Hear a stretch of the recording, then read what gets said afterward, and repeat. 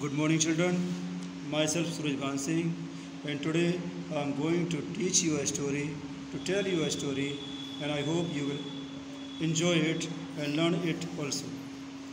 Chief Seattle's speech is the title of the story, and the writer, you can say, is Chief Seattle himself.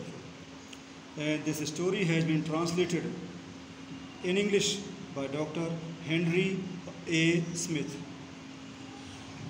In this story, Chief Seattle is a leader of Suquamish. Suquamish. Pronounce with me. It is Suquamish. Suquamish tribe. Tribe means caste. So Chief Seattle was the leader of a particular tribe, a particular caste, that was Suquamish in the Washington Territory in the 19th century.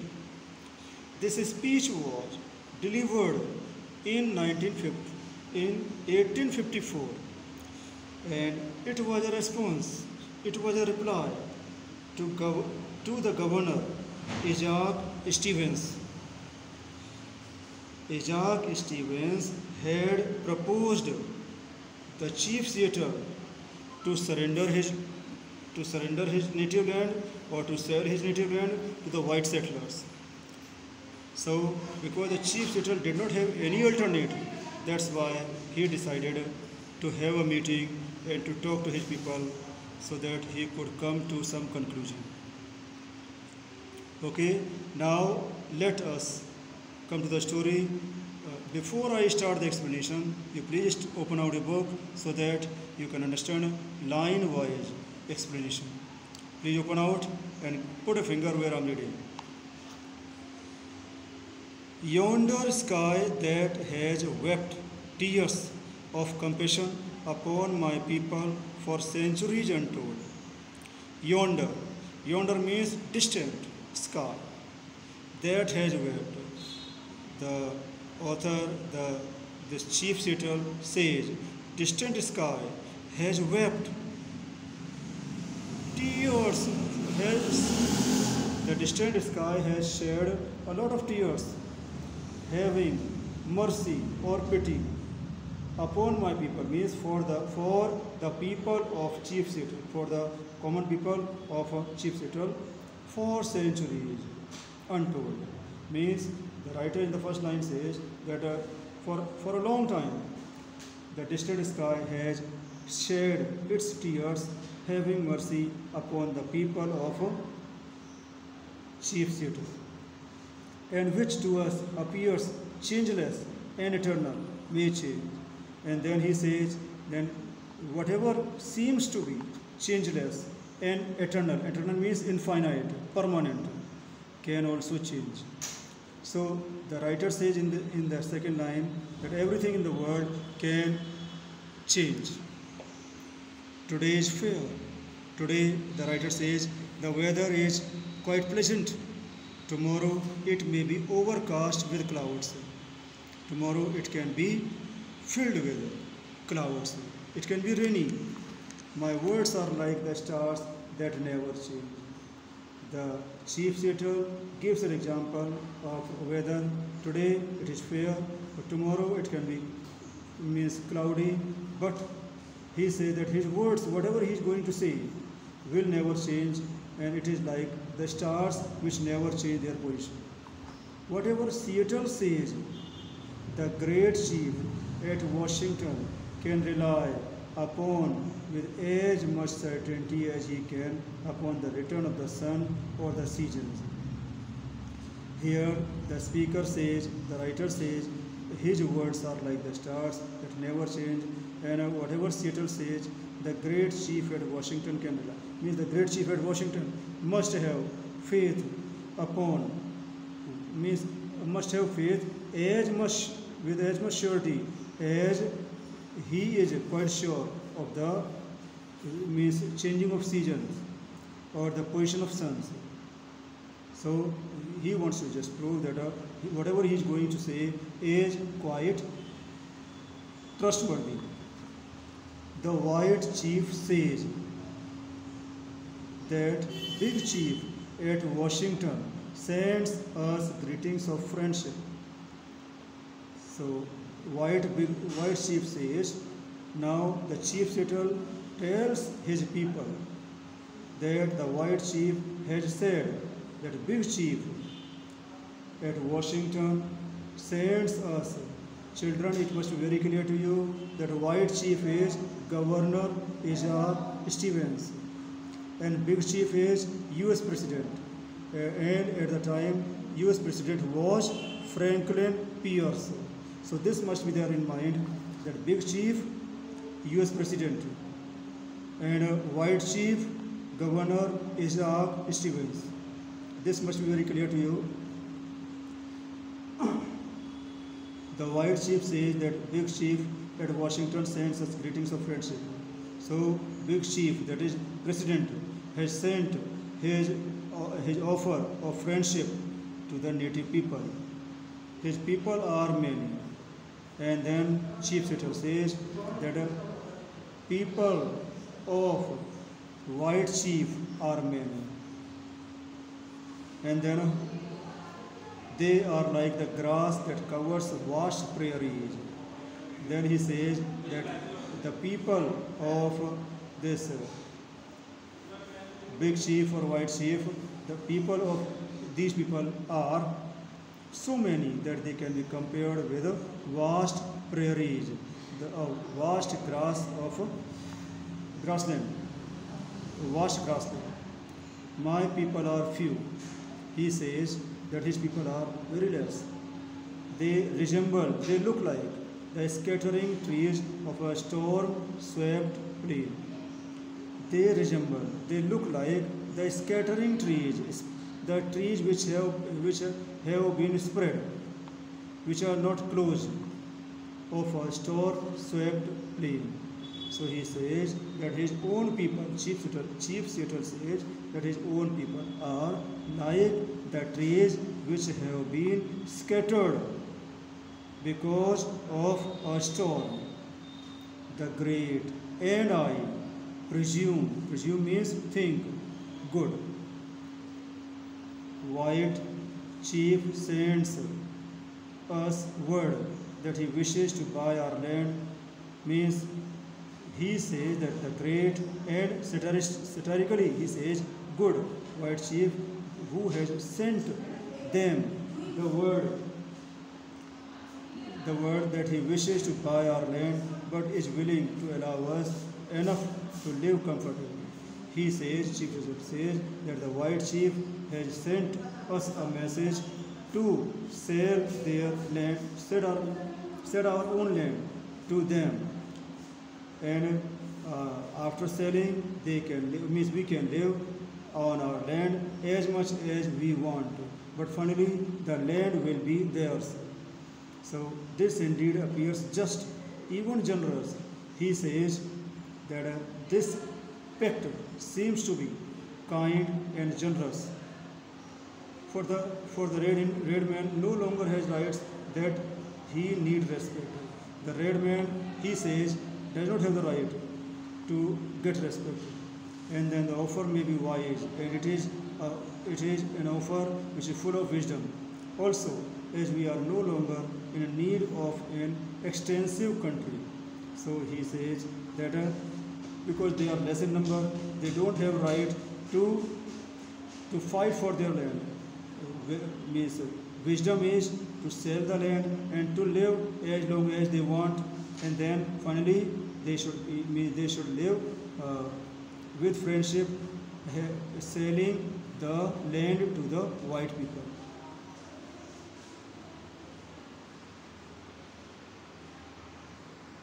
एक बार सुनिए.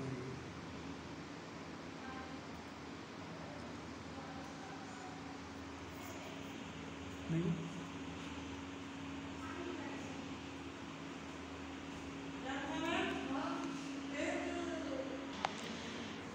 There was a time when our people covered the land. In the second paragraph, this Chief Seattle tells us that once there was a time when means his people covered the whole land as the waves of a wind ruffled sea. Means his people covered the whole land as the wind ruffled sea. Means like a sea which which has been disturbed by strong wind. Cover its shell paved floor. So means like the means stony floor. The writer says that once there was a time when his people covered the whole of the land like a wind disturbed sea, as if it has been covered with the stones, as if it was a floor covered with stones. But that time, long since passed away, but that time has passed with the greatness of tribes that are now but a mournful memory. And he says that it once it was a time, but now only the memories are left. The sad memories are left only. I will not dwell on. He says that he will not live on like this, nor mourn over, and he will not feel sad or untimely decay, nor reproach my pale face brothers with hastening it. Then he says that he will not feel sad because of their untimely end, nor reproach any my pale faced brothers and hastening it, as we too may have been somewhat to blame. He says in these lines that he would not feel sad, he would not blame anyone, because he himself and his own tribe also is also somewhat responsible for the untimely decay of his tribe. Third paragraph of the story is youth is impulsive. He says youth, young age, works because of feelings, emotions, and senses. When our young men grow angry, he says, Chief Setter says, when the young men of his tribe grow angry at some real or imaginary wrong, means when they are angry at something or someone, whether it is real or imaginary or wrong, means if anything is there, and disfigure their faces, when means when they change their gestures with black paint, it denotes that their hearts are black. Means when they change their expressions, it shows that their hearts are black. They have the same things, same emotion in their heart also, and that they are often cruel and relentless. And means that time, he says, Chief Setter says, that time when his young people are angry, that time generally these young people are cruel and relentless, means harsh, and our old men and old women are unable to restrain them. And the old people old people, whether men or women, are unable to control them. Means the youth is unable to be controlled by the old people, because they have power, they have energy, and they think like they just want to take revenge. Thus, it has ever been. So it has been like that forever. Thus, it was when the white men began to push our forefathers ever westward. He says, thus, in this way, means that time when the white men began to push our forefathers ever westward. So, when the white men, means when white people started pushing their forefathers towards western side, but means the same thing happened. Chief Setter says the same thing happened. Means the young people of a tribe became angry, and they were not able to be controlled by the old men and old women. When the white man pushed the forefathers of means native people towards the west. But let us hope that the hostilities between us may never return. But this chief Seattle says, now we should hope that the same enmity between the native people and the white people should never come again, should never be again. We would have everything to lose and nothing to gain, because in fighting, in enmity, we will get nothing, he says, and we will lose, means we would have everything to lose. He says that they would lose everything and they would get nothing. Revenge by young men is considered gain.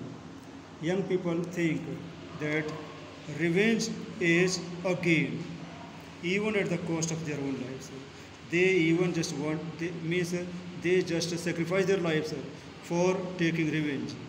But old men who stay at home in times of war, but old people who stay at home during war, and mothers who have sons to lose, know better. The chief Seattle says, young people believe in taking revenge at the cost of their lives also. But the old people who stay at home and the mothers who have to lose their sons, they know that such type of fight has no sense. Next paragraph is, our good father in Washington, for I presume is now our father as well as yours. He says that his good father in Washington, as he thinks, he is now our father as well as yours. He says that father in Washington is his own father and is the father of white people also. Since King George has moved his boundaries further north, means that time, since when King George, means George III, had moved his boundaries towards the north, our great and good father, I say, sends us word. Great and good father means has sent us a message that if we do as he desires, he says, if Chief Seattle and his people do as this man, means white chief, has desired, he will protect us. Then the people of white chief will protect the Chief Seattle and his public. His brave warriors will be to us a bristling wall of strength. Then he says, his brave warriors, his means fighters, brave fighters you can say, will be to us a bristling wall of strength. Means he just compares the warriors of white people with the strong wall of, strong and powerful wall, and his wonderful ships of war will fill our harbors. Means he says, if we follow his orders, then he will help us. His army will help us. His ships will come to our harbors just to protect us, so that our ancient enemies far to the northward, the Hedas and Shimeons, T is silent here, children. So he says that his old enemies, like the Hedas and Shimeons, they will not cease, they will stop to frighten our women. Then he says that these two people will stop to frighten our women. They will stop to make our women, children and old people terrified. Then in reality, he will be our father and we his children. Then if we follow his order, then in reality he will be their father. Their father means Chief Seattle's father and his people's father, and means these people will be his children. But can that ever be? But can it be really possible? Your God is not our God. He says that the God of white people is not his own God. Your God loves your people and hates mine. He says that the God of white people loves his people only, means white people only, and hates mine. And the God of white people hates the people of Chief Seattle. He folds his strong protecting arms lovingly. He just about the pale face and leads him by the hand as a father leads an infant son. He says that he just opens his arms and helps the white people. The God of white people opens his arms and helps the white people as a father opens his arms and helps his infant son. But he has forsaken his red children. But the same God has left his red children, means Native Americans. If they really are his, if these people are really his people, then this God has started doing partiality, but he has forsaken. If there our God, the great Spirit, seems also to have forsaken us, and then he says that his own God seems to have left them. Your God makes your people wax stronger. He says the God of white people makes them spread like melting wax every day. Soon they will fill all the land. Very soon they will cover the whole land.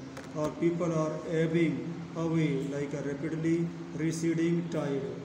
That he says his people are, means his people are reducing,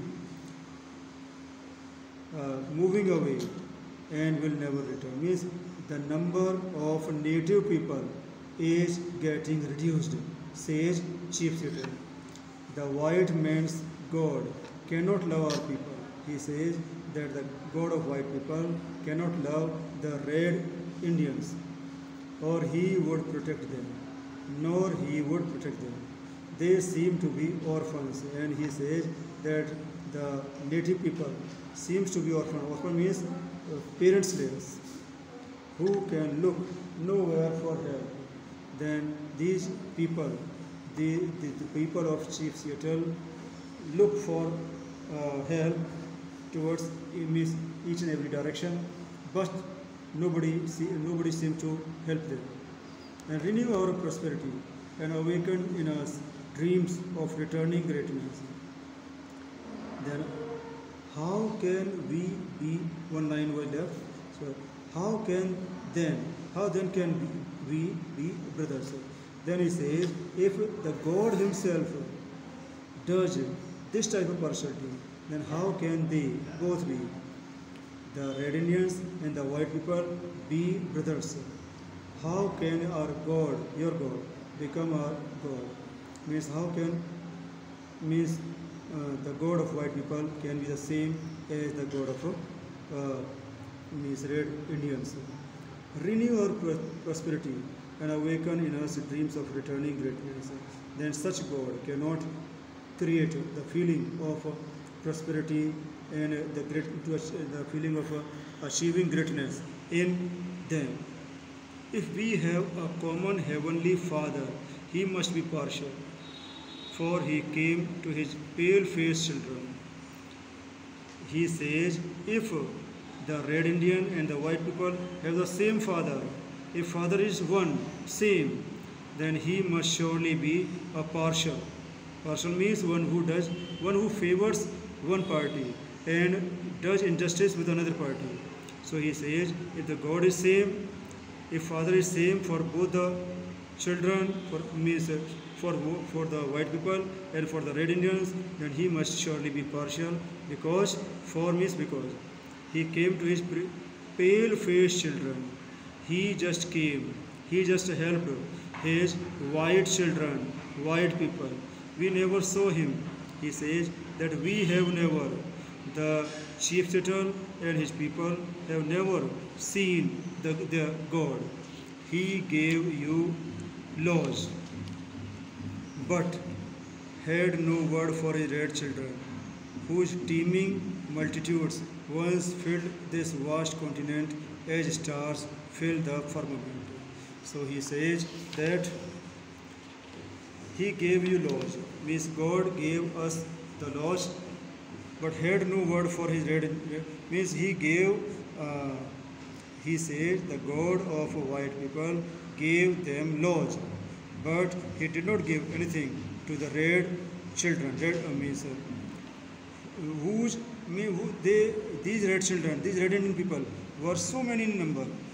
They filled the continent, the vast continent, as the stars fill there in the sky. Now we are two distinct races with separate origins and separate destinies. Then he says that now we have been divided into two different races, and they have their different origins and they have their different means destination also. There is little in common between us, and he says that hardly anything is common between these two races. To us, the ashes of our ancestors are sacred. Then he says that for them, the ashes of their ancestors means forefathers, ashes, rak, that which is left after burning a dead body. So he says that for such people, the ashes of the ancestors are sacred, holy, and their resting place is hallowed ground. In the very first line of the paragraph, the writer says, chief turtle says that the ashes of the ancestors are very dear, are very holy, and the resting place is a hallowed ground, is also a holy ground. You wander far from the graves of your ancestors. Then he says to the white people that they wander, they move far from the graves of their ancestors, and seemingly without regret. He says that the white people do not have any emotional touch with the graves of their ancestors. Your religion was written upon the tablets of stone. He says the religion of white people was written upon the stones, pillars, by the iron finger of your God.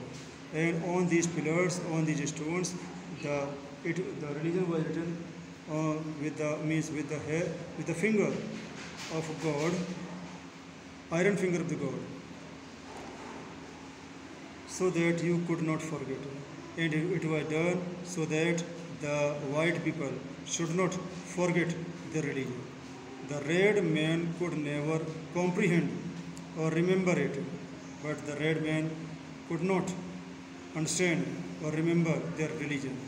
Our religion is the tradition of our ancestors. He says that their religion is the traditions of means he says the religion of the red Indian is the traditions of their ancestors, the dreams of our old men, means whatever they had dreamed, that is the religion of the red Indian people, given them in solemn hours of the night by the Great Spirit. So these dreams were given at the serious time of the night when by the Great Spirit. So in this paragraph, the writer says, chief turtle says that if they have the same God, if the white people and native people of America had the same father, that is the same God, then the God must have done partiality with them, because the religion of white people had been written by the iron finger of God, while the religion of Native Americans was not written on the tablets, on the stones. It was just in the form of traditions in the forms of dreams of their old people, and the visions of their sachems.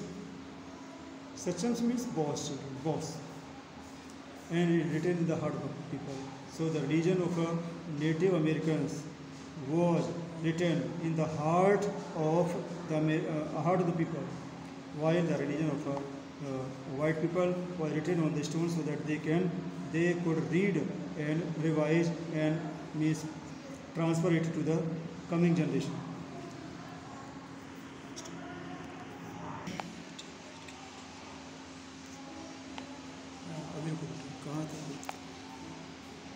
Your dad ceased means to stop, to love you, means he says to the white people that the dead people of whites have stopped loving them and the land of their nativity as soon as, means he says in the very first line that the dead people of the whites have stopped loving their present generation and the land where they lived. As soon as they pass the portals of their tomb and wander away beyond the stars, as soon as they left the place and they reached through the entrance of their tomb, and means when they died, as soon as they died, they stopped loving the white people and their country also. They are soon forgotten and never return. Means such people, such people of previous generations belonging to the white people are soon forgotten, never return, and they will never come back.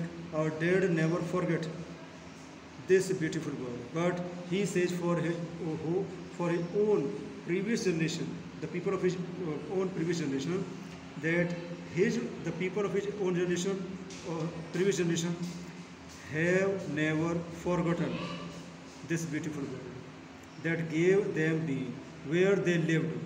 They still love its verdant valleys. They still love their clean and green valleys where they enjoyed the beauty of nature, its murmuring rivers, its magnificent mountains. So he says that his own ancestors, his own forefathers, never forgotten this beautiful land where they lived, where they enjoyed verdant valleys, murmuring rivers, magnificent mountains, magnificent grand mountains, sequestered vales, and distant vales, and verdant lined lakes and bays. So all these beautiful things of nature have not been forgotten by the previous generation people of the Native Americans, and ever yearn in tender, fond affection over the lonely-hearted living, and often return from the happy hunting ground to visit, guide, and console and comfort them. And then he says here that often these people return to means in the form of in an individual form, just to guide, console, and comfort the grandchildren of theirs. Day and night cannot dwell together. The line seems to be important. The writer says that day and night cannot live together. The red man has ever fled the approach of the white man. The red man has ever, means the red man has always run from the approach of the white man. As the morning mist freeze before the morning sun. As the darkness before morning runs from the rising sun. In the same manner, red man has run from the approach of a white man. However, your proposition seems fair, and I think that my people will accept it. Still, he says that the suggestion of white people seems to be fair, seems to be good, and he thinks that his people will accept it and will retire to the reservation you offer them. And then he says that his people will accept the offer which has been offered by the white people. Then we will dwell apart in peace. Then he says, if they follow, if they accept the offer, then they will live in peace. For the words of the great white chief seems to be the words of nature speaking to my people out of dense darkness. Then he says that whatever this great white chief has said, these words seem to be the words of nature which has been spoken from the dark, means thick darkness. It matters little where we pass the remnant of our days. It matters little. It hardly matters where we pass the remnant of our days. Where means he says where they pass their remaining days. They will not be many. He says that they don't have many days, means he very soon finds that he will be, or his people will be no more there in the world. The Indians' night promises to be dark. Then he says the nights of red Indians seems to be dark. Not a single star of hope hovers about his horizon. Means there seems to be no hope for the red Indians. Sad voiced winds moan in the distance. Means everywhere seems to be sadness in the surrounding. Grim fate seems to be on the red man's trail. Means the red Indians seems to be in the sea, means complete darkness. Means they say the writer that the red Indians seems to be in complete darkness, and whenever or wherever he will hear the approaching footsteps of his fell destroyer and prepare stolidly to meet his doom, as does the wounded dog that hears the approaching footsteps of the hunter. The meaning of these lines is, as a wounded deer, when a deer is wounded by a hunter and the hunter slowly approaches to the deer, in the same manner these red Indian people seem to be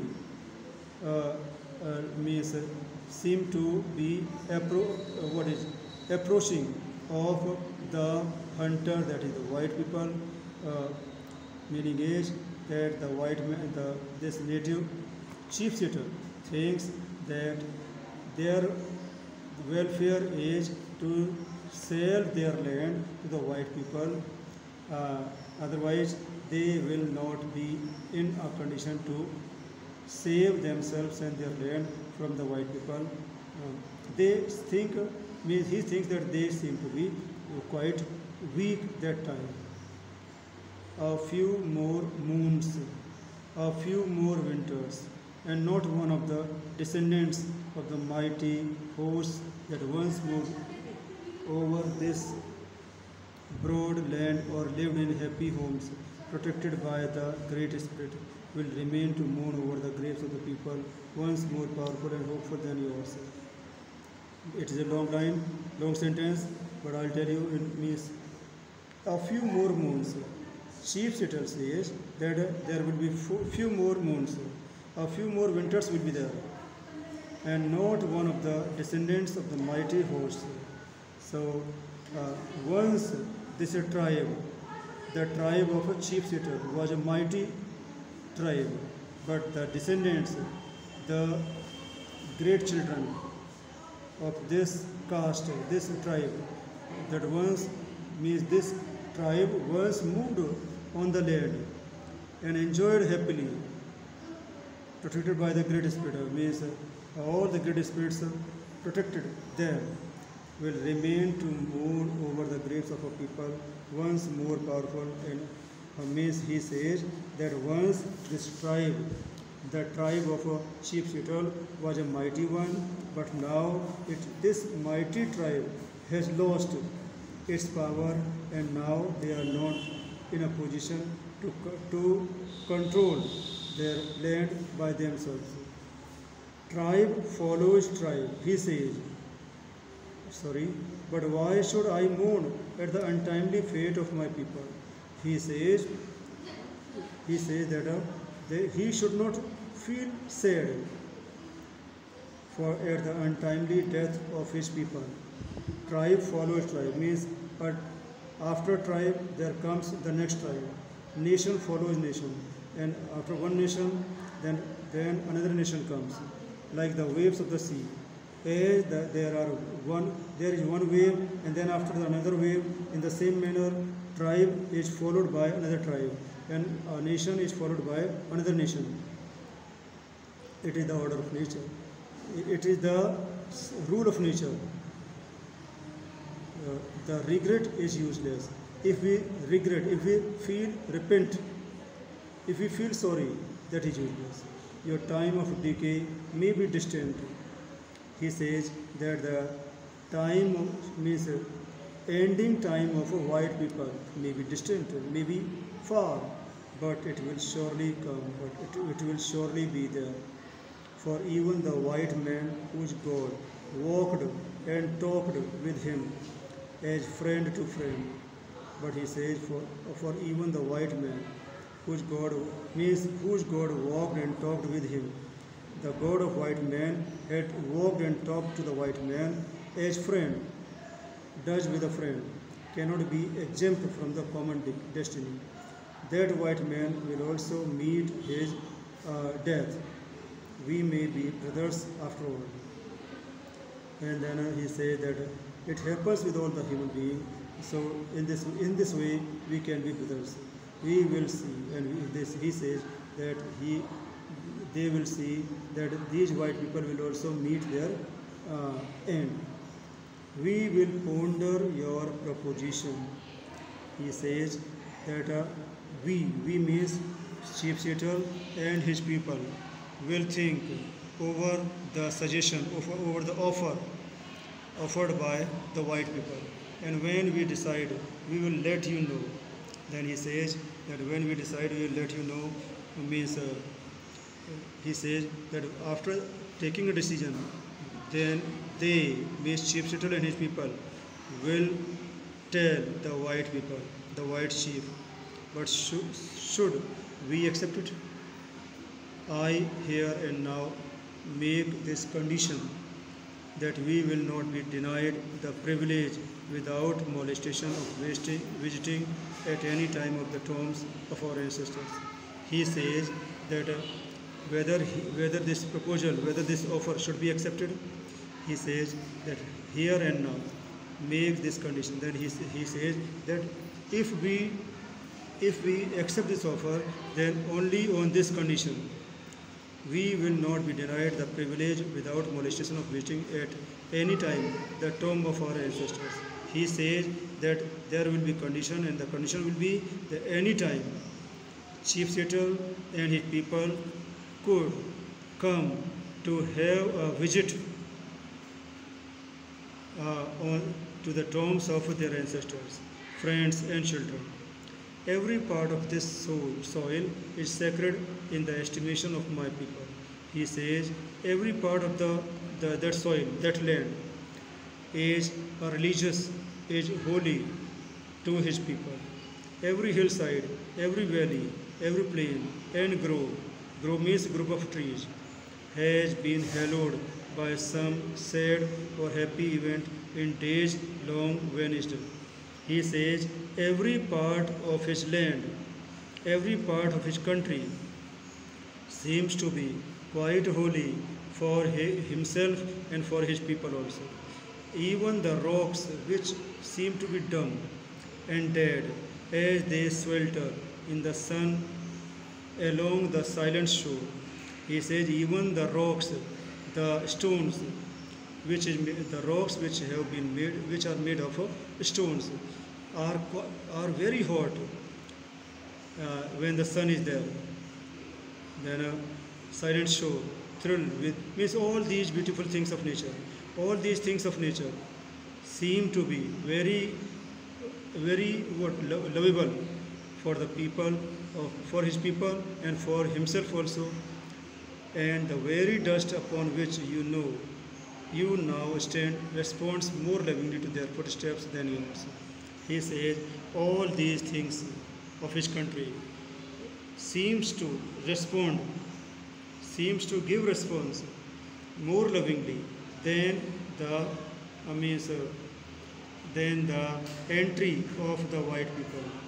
Meaning is that the chief sitter says that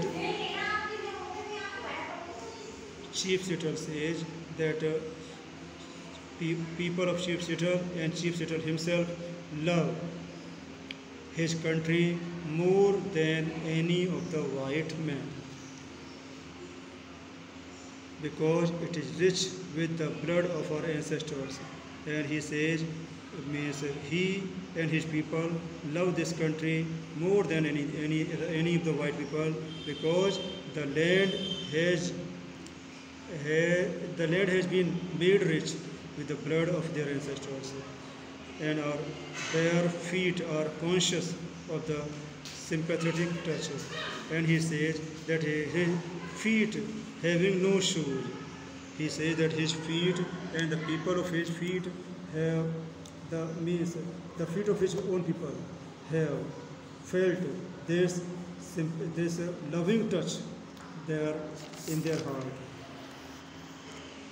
Our departed braves, fond mothers, departed dead, the brave people, the brave warriors which have already been departed or left this world, or already have been died. Fond mothers, the mothers who loved their children, and glad and happy hearted maidens, and happy young girls, and even the little children who lived here and rejoiced here for a brief season. And he says that his brave people, his mother means his fond mothers means mothers who loved their children very much, and happy and glad hearted maidens, unmarried girls, and even the little children who lived here and rejoiced here for a brief season. They just lived here and enjoyed a brief season, will love these somber solitudes. May they would love these serious, this peace full of seriousness, and at eventide they greet shadowy returning, and at the time of evening they would welcome shadowy returning spirits. They would welcome the spirits which will come in the form of a shadow. And when the last red man shall have perished, and when the last red Indian would die, and the memory of my tribe shall have become a myth among the white men, and the memory of his own tribe would become a myth, an imaginary story.